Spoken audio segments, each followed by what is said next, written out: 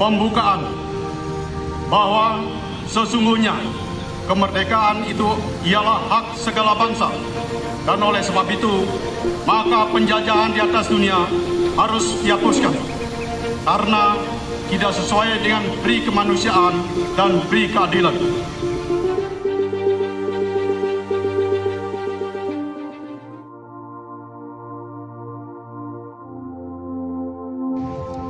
Pada saat akseptabilitas atau kepercayaan masyarakat kepada TNI tinggi, disitulah tantangan yang terberat. Kalau kamu menghadapi musuh dalam pertempuran, saya yakin di hati ibu itu seperti rekreasi, seperti berwisata. Kalian berebut tugas operasi, pasti kalian bisa mengatasinya. Memang itu tugas prajurit Kostrad. Tetapi ingat, banyak yang ingin berusaha mendekati kalian, apalagi kalian satuan terbesar, terkuat. Kalau perlu membeli kalian, tapi mereka tidak tahu bahwa prajurit Kostrad bertugas dan berjuang bukan karena uang, bukan karena materi, tetapi karena keyakinan bahwa kau adalah patriot bangsa yang berjuang, rela berkorban bahkan nyawa hanya untuk tetap tegaknya negara kesatuan Republik Indonesia.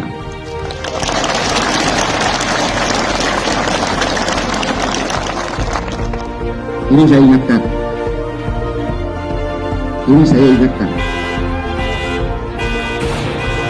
Siapapun yang memimpin kalian, amati dia.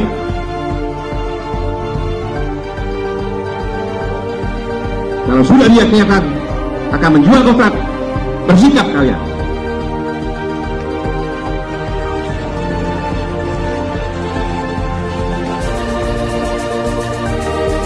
Tidak boleh TNI kemana-mana. TNI harus netral. Saya lagi tidak boleh kemana-mana. TNI harus netral.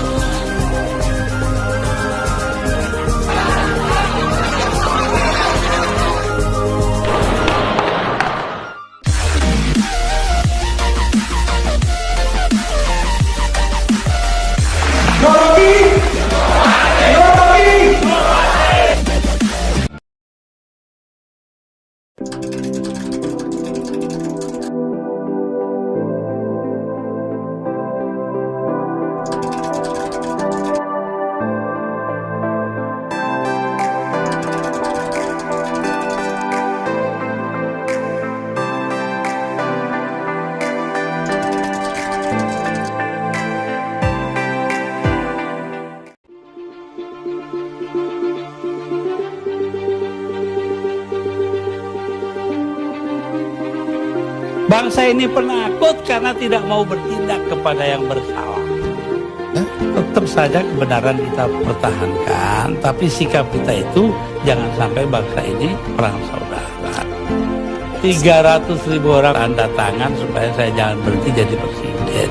Tapi daripada bangsa ini pecah dalam pertempuran, darah mengalir ke arah saya, mendingan saya lengser aja deh.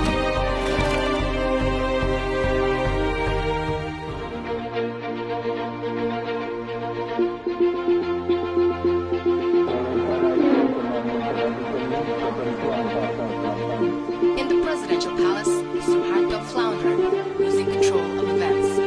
After failing to gain the support of religious and community leaders and the mass resignation of his cabinet, Suharto resigned in favor of his vice president and longtime regime, BJ.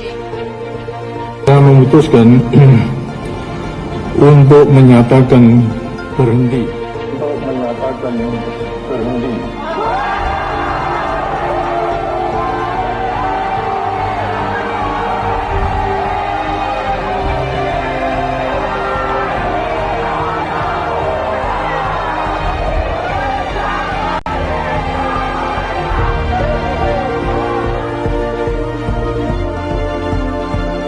menang 50 tahun Indonesia merdeka, kita membuktikan kepada diri kita sendiri bahwa kita sama seperti orang Jerman dan yang lain bisa juga membuat pesawat terbang komersial.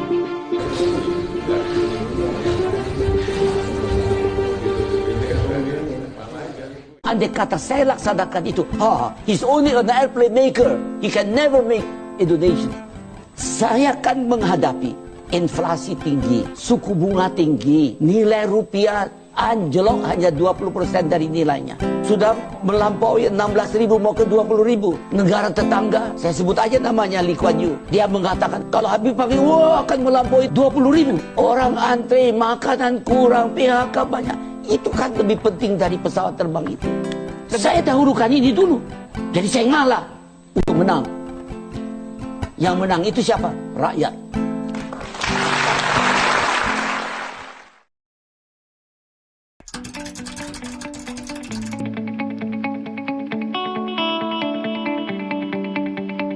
Ruang kosong apa yang terjadi? Di mana ruang kosongnya? Ruang kosong ada di otak kepala negara.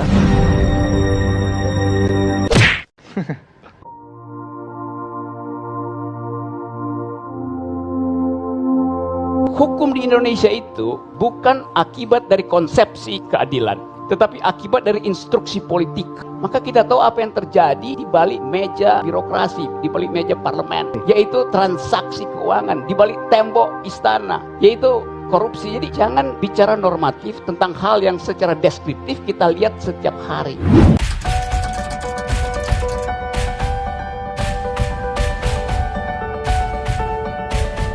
Bukan argumen sebetulnya. Kalau argumen artinya saya harus membuktikan.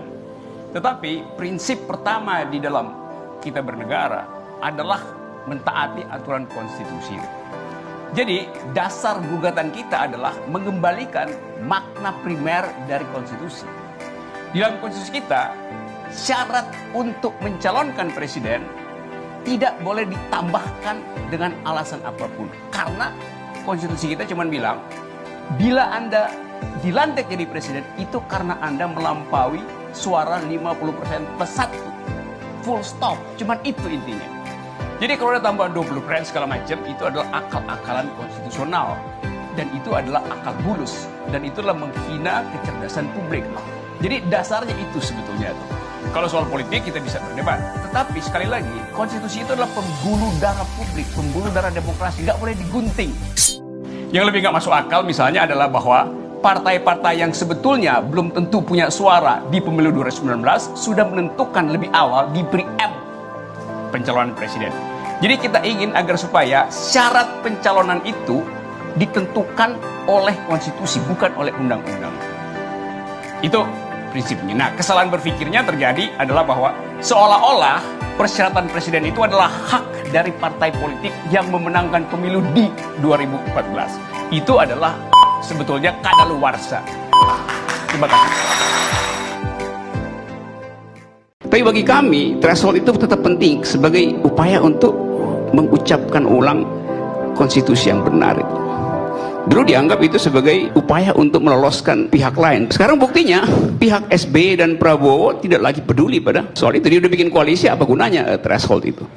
Jadi itu adalah kutukan terhadap pemerintah sendiri, karena berupaya untuk mengefisienkan politik, berupaya untuk ada calon tunggal, dan mengancam secara konstitusional pihak yang lain. Sekarang dia terjebak di situ. Pemohon 12 orang ini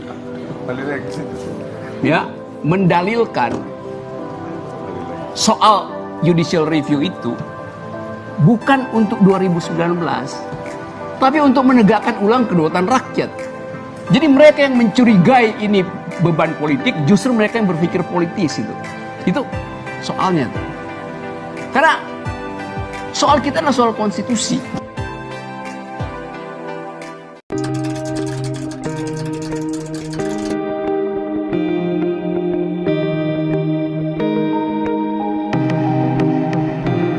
Misteri itu artinya ada yang masih tersembunyi itu. Sekarang siapa yang mau bongkar misteri itu? Satu orang mungkin nggak misteri. 554 itu satu pesawat jumbo jet itu.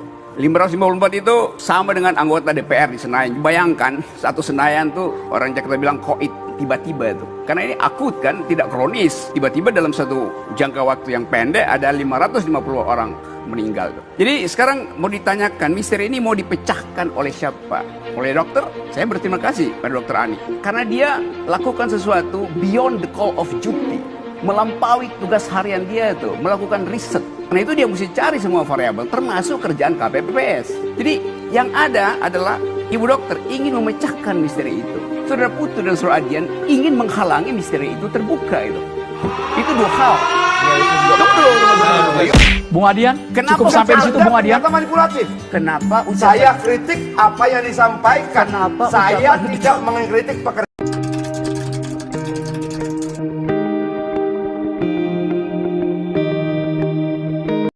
Oke, saya tentu berduka terhadap keadaan itu. Tapi soalnya adalah dari awal penyelenggara pemilu ini mempromosikan diri sebagai profesional dengan sistem yang rapi dan ternyata berantakan dalam segala hal. Kan itu kasat mata kan? Karena itu kita ingin agar supaya kasus ini supaya tidak jadi misteri, ya dibuka. Saya dukung ide TPF itu. Supaya ada tim yang imparsial, jangan pemerintah. Karena pemerintah terlalu dalam terlibat dalam soal ini. Pesta telah selesai, tapi legitimasi pemilu ini masih dipertanyakan. Dan ini masih panjang, bahkan melampaui tanggal 22. Itu ibarat meja pesta itu udah dirapikan. Tiba-tiba orang lihat di bawah meja itu kok berantakan, ada tulang segala macam, sampah dibuang di situ. Saya tetap ingin agar supaya soal ini dibuka, karena bukan sekedar sensasinya, tetapi satu peristiwa yang di luar kebiasaan. Dari segi jumlah dan dari segi rumor, kita akan berlanjut dengan pembuktian akademis. Terima kasih. Saya naik gunung 12 hari itu capek nggak mati itu. Datang dari isi kepala ketua KPU mengatakan ini adalah kelelahan. Emang ketua KPU dokter? Oh ya, dia bisa bilang saya mendengar dari dekan FKUI. Jelas dekan FKUI adalah dokter. Kenapa dia nggak kutip juga dari dokter yang lain? Karena dekan FKUI lebih otoritas untuk mengucapkan anamnesis kedokteran. Benar? Salah. Dekan itu kerjanya administratif, bukan riset. Karena itu, seluruh kompleksitas problem ini seharusnya ada semacam public address dari kepala negara. Kepala negara nggak ngomong apa-apa. Padahal ini soal nasional. Soal yang, kenapa masalah ini masuk ke publik? Bukan karena intensi pemerintah, tapi karena ada kecemasan terhadap legitimasi pemilu. Karena itu kemudian TV One angkat soal ini. Karena itu yang disebut tadi itu bukan catatan demokrasi kita. Cacat demokrasi kita, bukan catatan itu.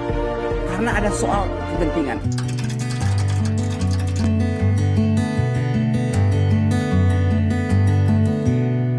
Kalau saya melihat dua kecenderungan pada Jokowi 5 tahun pertama sampai hari ini. Dia menganggap hukum banyak menghambat. Muncul RUU Omnibus Law yang ingin menyederhanakan semua dianggap hambatan pada Omnibus Law. Yang kedua, ada hal-hal tertentu yang dia kehilangan narasi. Tadi saya bilang dia miskin narasi soal hukum.